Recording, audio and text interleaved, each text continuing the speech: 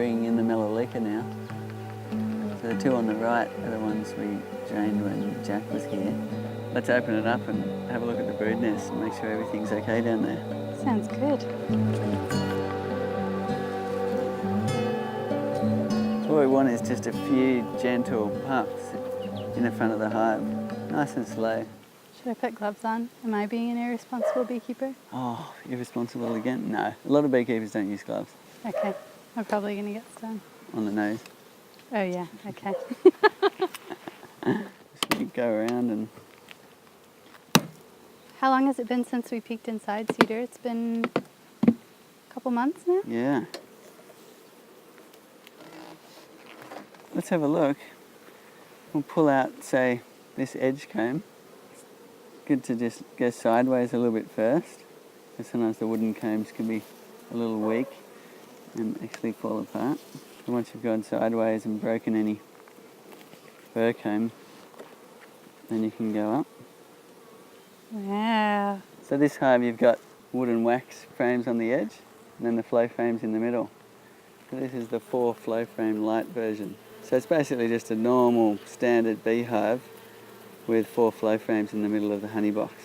Seems like that's been really attractive for people who are still interested in collecting comb. You can do both. You don't have to choose just a flow hive or just a standard hive. It's not one or the other. You can have a whole nother honey box or a whole nother flow box, whatever you like. Yeah. So that's the one that was by the window. And that's usually the frame that the bees fill last?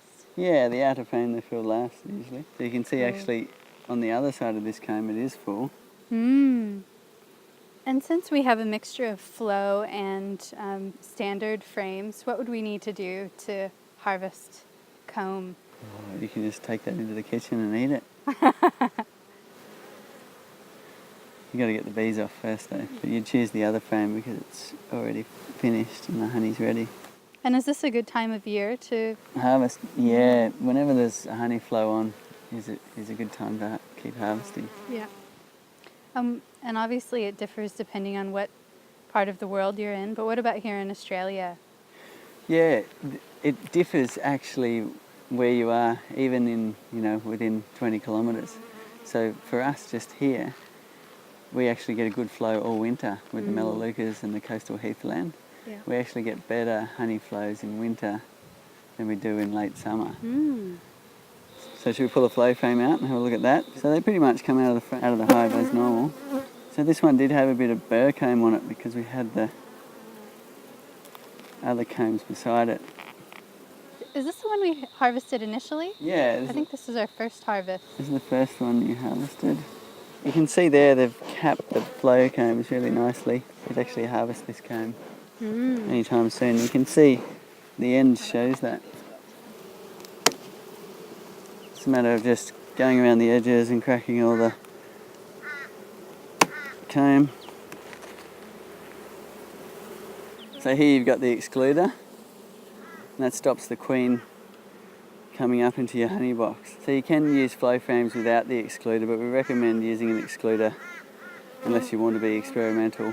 We've designed the flow frames so that it's less attractive for the queen, but if there's nowhere for the queen to lay drones, then she might decide to use the flow frames. So what you usually have in the brood nest is honey on the outer edges, pollen, and then the brood in the middle. So we'll start with this edge one. Trying not to squash any bees. So that's honey on the edge. Then the very next one in's actually brood. Let's have a look. Oh wow. There's a nice patch of brood there. Some drones. Have a look at that. You can tell the difference between the drones with the big eyes and the bigger body. Oh, they're really considerably larger, aren't they?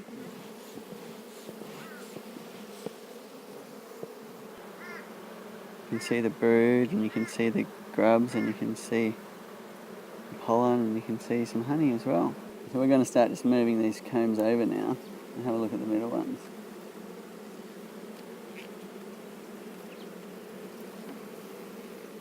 Wow, some really nice pollen on this one.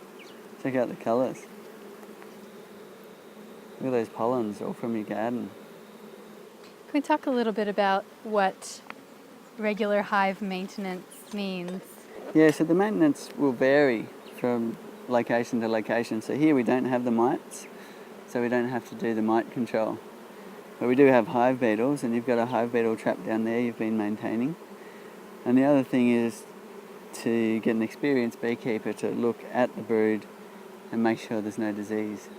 And what's the sort of standard practice for opening up the brood box? How often? In Australia, around here, about twice a year. Have a look, make sure there's no disease going on. That varies in other countries. That's why it's so important to get in touch with beekeepers that are already working in your area, isn't it? That's right. Yeah, very important to make contact with the local expert beekeepers. They'll definitely tell you what you need to do in order to keep your bees healthy. It's a wonderful thing for beekeepers to be able to pass on their knowledge down through the generations. After all, bees have evolved with us, and without them now we're kind of in trouble. They're a really important part of our survival and our ecosystem. Have you seen anything that might indicate ill health from the hive yet? No, the brood all looks healthy. I can't see any chalk brood. That's another one you get around here, is the brood actually dies and goes a bit chalky, and you can see like little mummies down the cells. One of the unexpected joys for me is learning more about what's flowering and paying even closer attention to different parts of the ecosystems around us. Totally, how cool is it? Even the weeds you have some kind of enjoyment from, because you're like, yes, some flowers for the bees, they're really hungry right now. Yeah.